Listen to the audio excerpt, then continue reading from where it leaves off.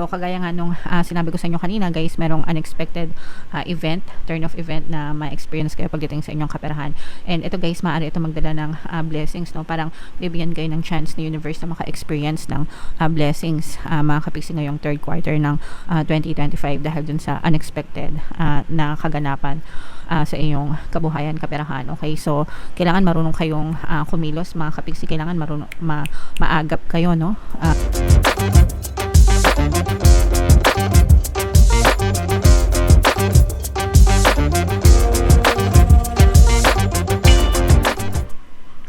Hello guys, hello Leo, welcome back to Pinay Pixie Tarot. Ang pamagat ng episode natin for tonight is third quarter kapalaran para ngayong July, August, September para sa Leo, Sun, Moon, Rising Sign, and Venus. So unahin natin tong deck na to, mga kapiksi. Tingnan natin yung mga angel messages para sa inyo guys. By the way guys, sa mga naghahanap ng mga pampaswerte na lucky charms, lucky bracelet, may mga items na makikita kayo sa description box nitong video, mga kapiksi. Check nyo lang yung mga items doon. Pwede nyo na rin i-check out diretso guys. So ito yung mga angel messages para sa inyo guys. Unang-una, meron tayong don't stop na message para sa inyo. Ibig sabihin nito, mga kapiksi, wag tayong susuko, wag tayong mag-give up guys sa mga hamon ng buhay. It's just a phase, it's just a stage in life, lalo na dun sa kung meron tayong mga pagsubok or pinagdadaanan, mas lalong kailangan natin na magpatuloy and wag sumuko sa mga pagsubok, and you just have to persist. Kung may mga desires kayo, kung may mga ambition kayo, kung may mga goals kayo na gusto nyong ma-achieve sa buhay nyo guys, wag na wag kayong hihinto, wag na wag kayong titigil hanggang hindi nyo sila na-achieve sa buhay nyo. Okay? And another message para sa inyo is matutong mag-let go, mga kapiksi. Ang kailangan yung i-let go guys is yung mga kanagaan sa buhay, negative emotions, negative thoughts, negative assumptions sa buhay nyo. Especially yung mga experiences, mga negative experiences of the past, mga kapiksi, kasi kapag hindi nyo nilet go yung mga experiences na yon, or yung mga yung mga pangyayari na yon, mga kapiksi, paulit-ulit nyo siyang may isip, and maaaring matrap kayo dun sa mga negative na emotions na kakabit ng mga circumstances na yon. So yung mga negative emotions na yon guys, nagiging balakid siya para maghirap kayo, or nagiging balakid siya sa inyong pag-unlad, pag-asenso, and pag-success, mga kapiksi. Okay? Alright. And another message for you guys is matuto kayong mag-compromise, no? Pag sinabing compromise, kompromiso sa Tagalog, no? Kailangan 50-50 kayo, mga kapiksi. Magkaroon ng magandang relationship with other people. Kailangan marunong tayong makisama, give and take ba, guys? Okay? Para magkaroon tayo ng harmonious relationship with other people guys. Okay? Alright. So, comment down below if feeling nyo nakaresonate kayo dyan. Pasensya na kayo guys kung may naririnig kayong tugtog sa background, kasi yung kapitbahay namin, ganyan sila tuwing hindi ko alam, malakas sila magpatugtog. Anyway, shuffle natin to guys. Tingnan natin yung mensahe sa inyo Leo. Habang sinashuffle ko to, panoorin nyo muna yung video natin regarding sa ating paano mag-manifest ng abundance video course. Kapiksi, sawa ka na ba sa mga struggles at hirap sa buhay mo? Masipag ka ba at masikap sa buhay ngunit hindi ka pa rin umaasenso? Ilang beses ka na bang nag-attempt mag-negosyo at mag-invest pero palagi ka pa rin nalulugi? Sa pagkakataon na ito ay maaaring may subconscious beliefs ka na nagiging balakid sa iyong pag-unlad at pagyaman. Introducing, paano mag-manifest ng abundance video course. Dito ay matututunan mong ma-overcome ang mga balakid mo para tuluyan ka ng umunlad, umasenso, sumagana, maging matagumpay, successful at maswerte sa iyong kabuhayan, pera, trabaho, negosyo, salapi at kaperahan ng bonggang-bongga. Dali, mag-send na ng email sa pinoypixie@gmail.com at simulan na ang iyong pagyaman ngayon. Alright, so sa lahat ng gusto mag-avail ng course guys, naka-flash sa screen nyo. Una, meron tayong paano mag-manifest ng abundance video course. Meron din tayong paano mawala ang third party at magkaroon ng harmonious na relationship.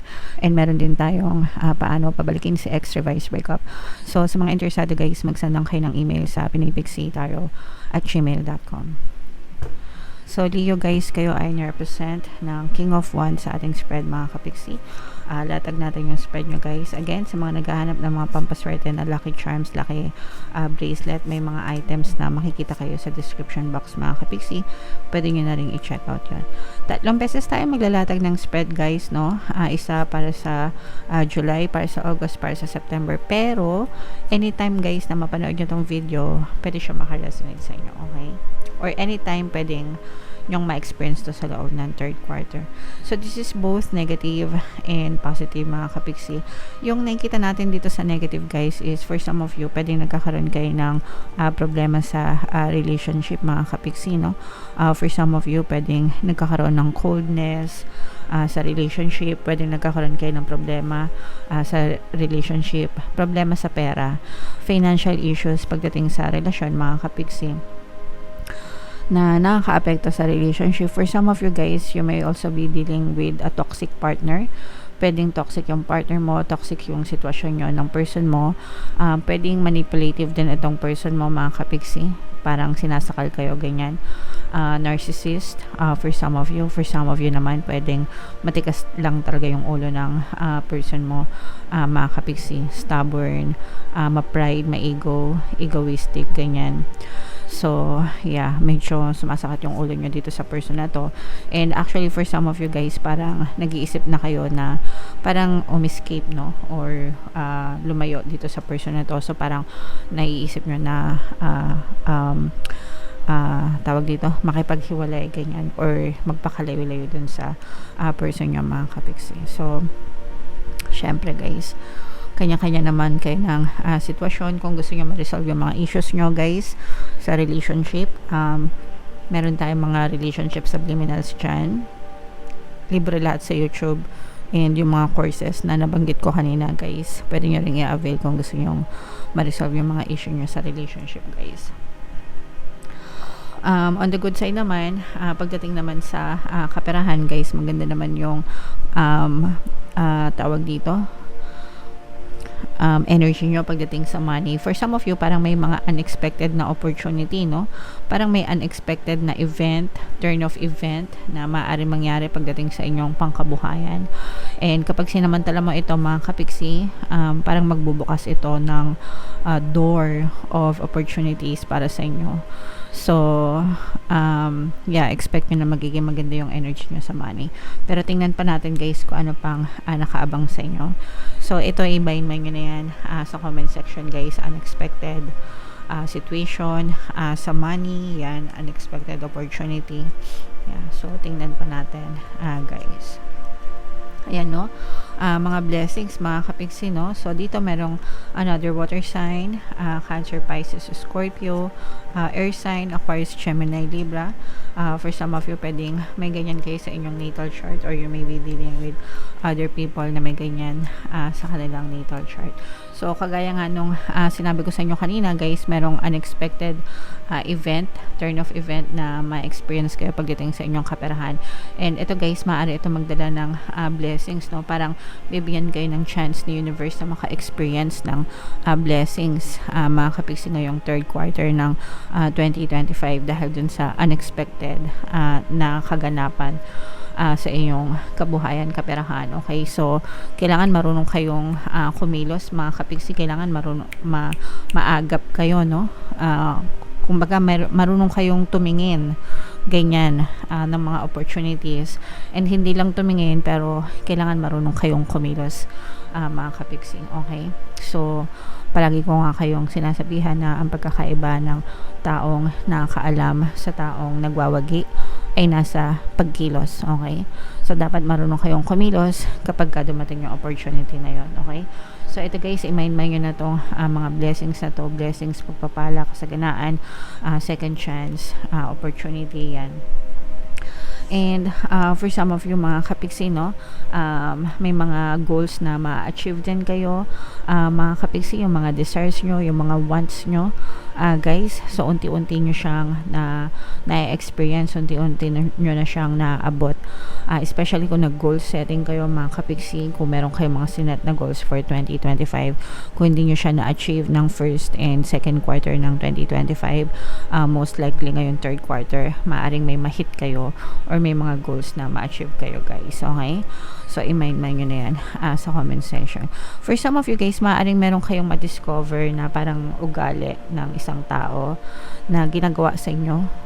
Parang meron kayong, kunwari, may ma-discover kayo, yung friend mo, ganyan, minamarites ka pala or binabackstab ka pala, ganyan. So, parang madidiscover nyo kung sino yung mga taong sincere sa inyo, sincere and loyal versus sa mga tao na parang pinagsasamantalahan kayo mga kapiksi. Okay? So, maganda yan in a good way kasi malalaman nyo kung sino yung mga dapat nyong iwasan and kung sino yung mga dapat nyong pakisamahan talaga mga kapiksi. So, again, no, i-mind nyo na yung mga blessings na yan, guys, sa comment section. Ito mga tagumpay na to. So, dito, guys, mayroong presence dito ng fire sign, Aries, Leo, Sagittarius. For some of you, maaaring may fire element din kayo sa inyong natal chart or you may be dealing with another fire sign. So, dito, guys, nakikita natin na merong pag-overthink na nagaganap sa inyo. Mga kapiksi. Feeling ko this is more on relationship, guys, no? Relationship with other people. Kasi yung iba sa inyo parang natutrauma, no? Natutrauma kayo. Parang nilalayo nyo yung sarili nyo, guys, sa ibang tao. O kaya naman, parang nilalayo nyo yung sarili nyo sa ibang tao kasi parang pwedeng napagsamantalahan kayo dati or naabuso kayo, ganyan. Kaya parang takot na kayong magtiwala ulit or takot na kayong sumubok ulit, mga kapiksi. So, nagkakaroon kayo ng some kind of limitation and some kind of trust issues din with other people. Excuse me. Although, it's true na meron talagang mga backstabber. Excuse me, guys. Pero, meron pa rin naman mga taong mapagkakatiwalaan, guys. So, mag-ingat na lang kayo, mga kapiksi. Okay?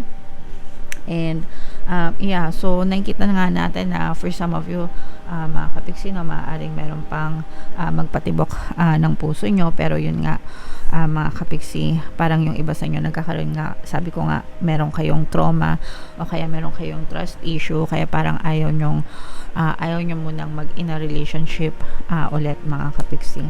So, parang medyo natatakot kayo. Okay? And then, maganda yung dating ng pera sa inyo, nakikita naman natin na very stable naman. Very stable yung dating ng pera sa inyo. And actually, pwedeng may mga opportunities pa kayo or may mga chance pa kayo na mag-explore ng mga other opportunities pa sa buhay nyo para mas lalo kayong kumita, mga kapiksi. So, again, guys, sabi ko nga, kailangan marunong kayong sumipat, no? Kailangan marunong kayong kumilos, mga kapiksi, kapag nandiyan na yung mga opportunities para hindi kayo mapag-iwanan, guys. Okay? So, yung mga opportunities na yan, itong mga magandang daloy ng pera, itong bagong pag-ibig, guys, no, i-mind nyo na yan sa comment section.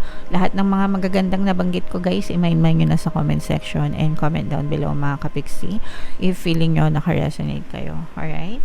And for more tarot readings, Leo, ito yung playlist nyo. Ito naman yung ating success stories ng paano mag-manifest ng abundance video course. Thank you for liking, sharing, and subscribing, guys. See you next time. I love you all, mga kapiksi. Have a nice day. Bye-bye.